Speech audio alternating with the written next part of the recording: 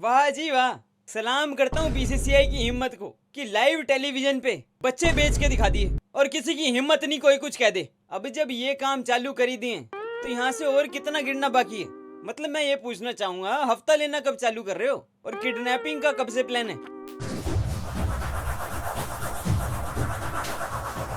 तो आज ऑक्शन के टाइम आरसीबी मैनेजमेंट का एक इंटरव्यू आया और उसमें आरसीबी मैनेजमेंट ने बताया कि कल हमारी ऑक्शन स्ट्रेटेजी से विराट कोहली बिल्कुल खुश नहीं थे। उन्होंने हमें आज बता के भेजा है कि करना क्या है। तो उस पर मैं ये पूछना चाहूंगा मैनेजमेंट से कि कल तुम्हारी कोई स्ट्रेटेजी थी? तुमने डीएसपी का ट्रांसफर करा दिया गुजरात और वहां ऑस्ट्रेलिया में कल रात से ताने मार मार के पागल कर दिया कोहली साहब को डीएसपी ने। विराट भाई ऐसे ही पूछते हैं कि ये घड़ी कितनी प्यारी लग रही है ना, तो सिराज भाई कहते हैं कि आपको पसंद है भैया आप ले लो। अपने तो अपने होते हैं जी, और अपनों में पैसे नहीं देखते, अपनों की अपनी बात होती है। और मैं कह रहा हूँ ले लो तो आप ले लो, क्योंकि मैं झूठे वादे भी नहीं करता, मैं वही बोलता हूँ जो मैं करता हूँ।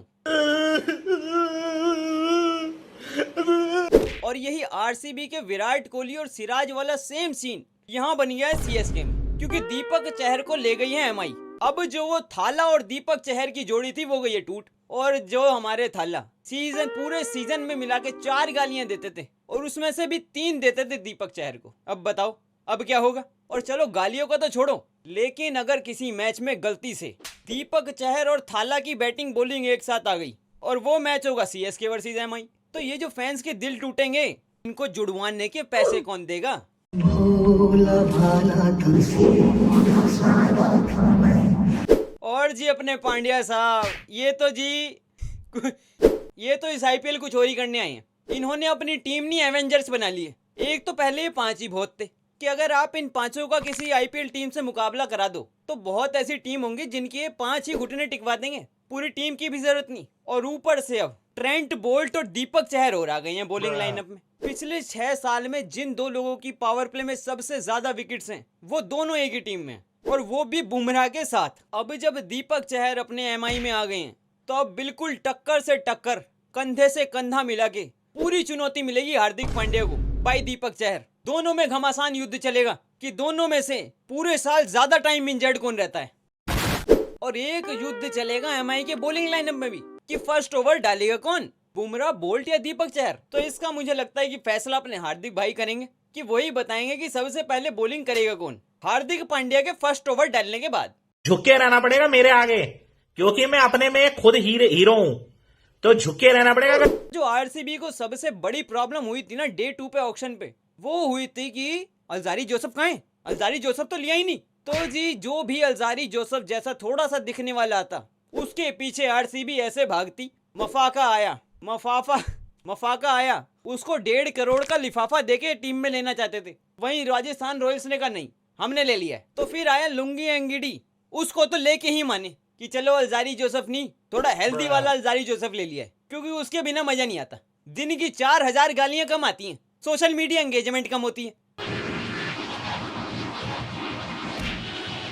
तो डे 1 पे आरसीबी से जो सबसे बड़ी खबर आई वो थी कि सिराज को रिटेन क्यों नहीं किया। वहीं डे 2 की जो सबसे बड़ी खबर थी वो थी कि आरसीबी ने विल जैक्स को रिटेन नहीं किया, जबकि सब यही सोच रहे थे कि विल जैक्स के लिए सारा पैसा बचाया जा रहा है, विल जैक्स आएगा आरटीएम लगेगा, उसके लिए आरटीएम भी बच रहे हैं। तो अब बात यह है कि क्या विल जैक्स को रिटेन करना चाहिए था? तो उसका आंसर है हाँ, विल जैक्स को रिटेन करना चाहिए था। लेकिन जिस वक्त विल जैक्स ऑक्शन में आया उस वक्त क्या आरसीबी विल जैक्स को रिटेन कर सकती थी? तो उसका आंसर है नहीं, क्योंकि आरसीबी की टीम पूरी नहीं हुई थी। और अगर विल जैक्स के लिए आरसीबी आरटीएम यूज कर लेती तो एमआई विल जैक्स का प्राइस बढ़ा के 7 से 8 करोड़ ले जाती, हो सकता है 10 भी ले जाती। लेकिन अगर आरसीबी टिम डेविड को ना लेती तो विल जैक्स को रिटेन कर सकती थी, क्योंकि जिस वक्त विल जैक्स आया आरसीबी की टीम ही नहीं पूरी हुई थी। उसके बाद भी बहुत प्लेयर बाकी थे जो आरसीबी ने बाद में लिए हैं। तो एक बार जरा टीम देख लेते हैं आरसीबी की पिछले साल से कितनी बेहतर है। और दिल्ली की टीम भी बिल्कुल रेडी है मेरे पास, अगली वीडियो में दिल्ली की ही बात करेंगे।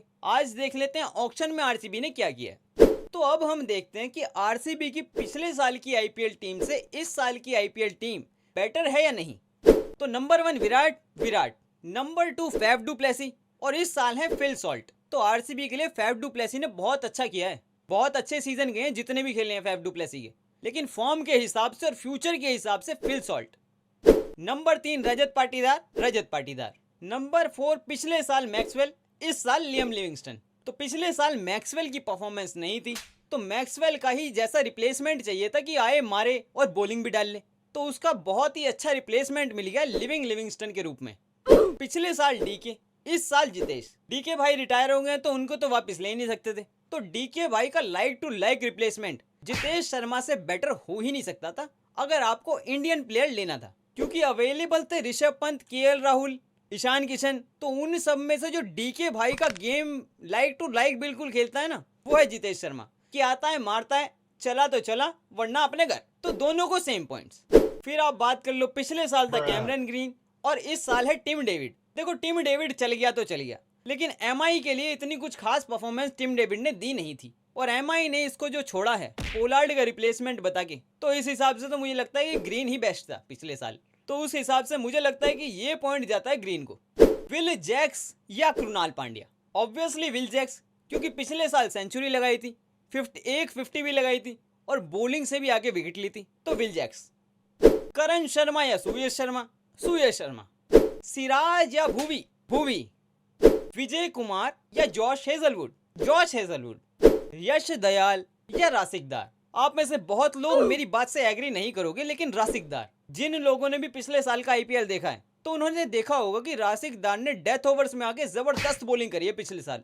एज ए इम्पैक्ट प्लेयर आता था और मैच में 3-3, 4-4 विकेटें भी ली हैं। और जो अभी इंडिया ए और पाकिस्तान ए वाला मैच था, उसके जो डेथ ओवर्स थे उसमें रासिकदार ने रन भी बचाए थे, और रासिकदार बैटिंग भी कर लेता है, बढ़िया शॉट लगा लेता है। तो जिन लोगों ने भी पिछले साल का आईपीएल देखा है और थोड़ी सी भी क्रिकेट फॉलो करते हैं, तो रासिकदार बैड पिक नहीं है। तो ऑन पेपर की बात करें तो आरसीबी इस साल पिछले साल से स्ट्रॉन्गर तो है। आरसीबी ने अपनी बॉलिंग भी स्ट्रॉन्ग की है, लेकिन सवाल ये है कि क्या आरसीबी ऑक्शन की उन 3-4 टीमों में से है या नहीं। तो एक मैंने टीम बनाई है, उसमें मैंने आरसीबी के लिए खिलाया रोमारियो शेफर्ड को। रोमारियो शेफर्ड अगर खेलेगा तो आपकी बैटिंग हो जाएगी 9 नंबर तक, और जब आप बॉलिंग करोगे तो आपके बॉलिंग ऑप्शंस हो जाएंगे 7। तो ऐसी एक टीम बनाई है मैंने रोमारियो शेफर्ड को डाल के, वो मैं डाल रहा हूँ टेलीग्राम पे। आप आ जाओ, आप आके देख लो एक बार और डिसीजन ले लो खुद ही कि क्या आरसीबी स्ट्रॉन्गर है या नहीं। मुझे तो लगता है, अब डिसीजन है आपका। लिंक दे रखा है डिस्क्रिप्शन में, लिंक पे क्लिक करो और आके ज्वाइन करके टीम देख लो। ठीक है, अब मिलते हैं अगली वीडियो में,